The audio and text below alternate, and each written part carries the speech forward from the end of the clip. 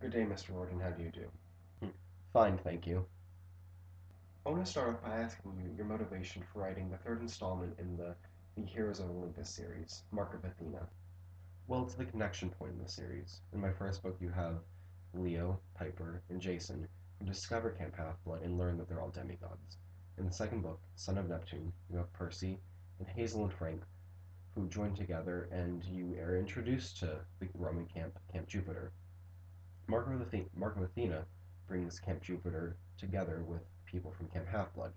You now have all seven demigods together in one place: Annabeth, Jason, Piper, Leo, Frank and Hazel, and Percy. They start off on their quest to go to Greece and Rome to finish their adventure and defeat Gaia.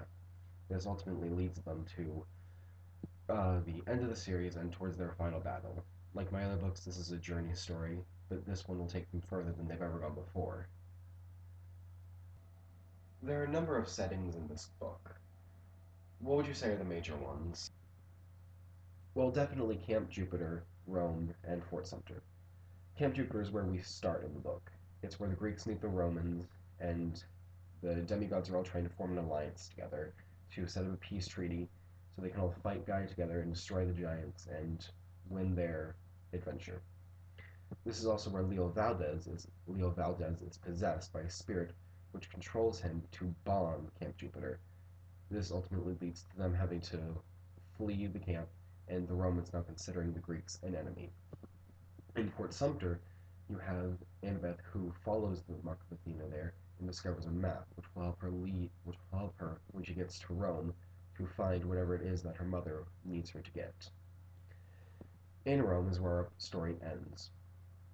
It is where Annabeth uses the map to get underground into Rome and discover discover what it is that her mother needs her to get, and ultimately where she meets the Weaver and has her final fight.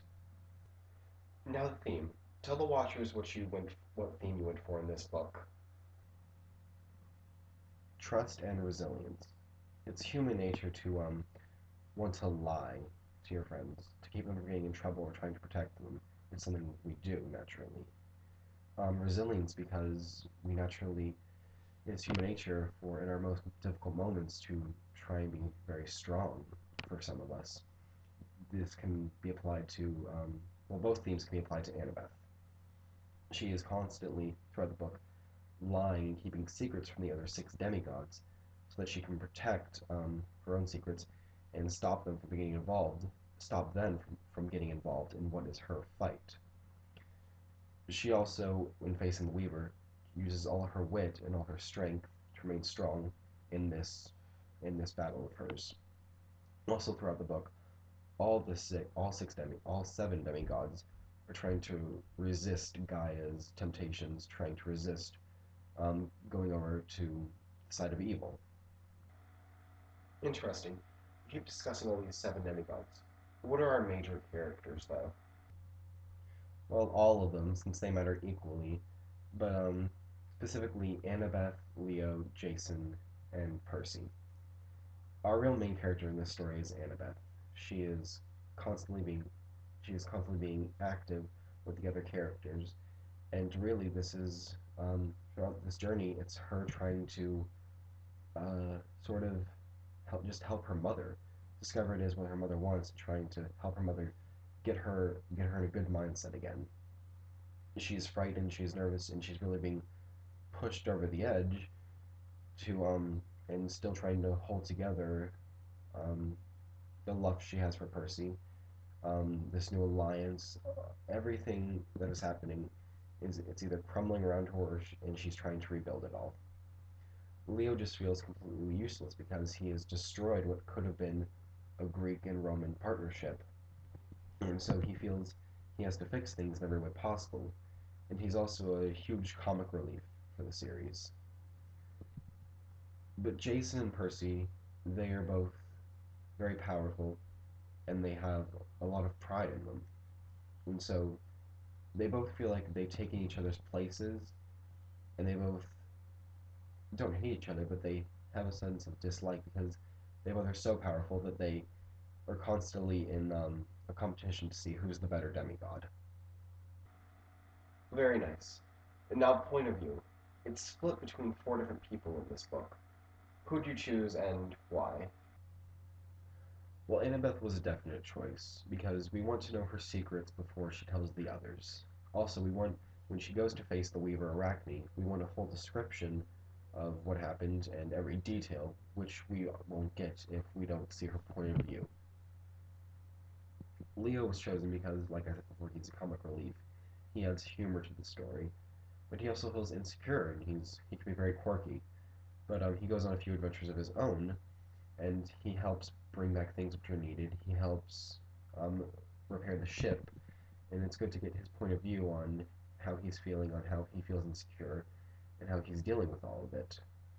Piper was chosen because being the daughter of Aphrodite, she feels useless. She's it's assumed that all she's good for is her looks, and she feels very small about this. It makes her feel very small, and I wanted to see how she would react. I wanted to see her thoughts in this, and I wanted other people to see it because she proves in this book that she isn't worthless and that she can fight and that she has powers. Percy was also we needed his point of view because he is our first character, and in this book he feels left out. He feels like he's lost as a leader. He doesn't know what to do. He's scared that Jason might take his place, and while with his love for Annabeth, he also has to deal with destroying Guy and potentially saving everyone he loves. I had just a few more questions. What is the plot of this story? Tell us anything. We don't care about spoilers. Well, the whole point of the story is getting to Rome so they can defeat Gaia and the giants. Because in the ancient lands, Greece and Rome is where they have to have their final fight. So they go to Rome to create the Union ship, which ultimately fails. But also Athena, who is angered at the Romans because the Romans value her less, sends Annabeth off on a quest to discover the Mark of Athena.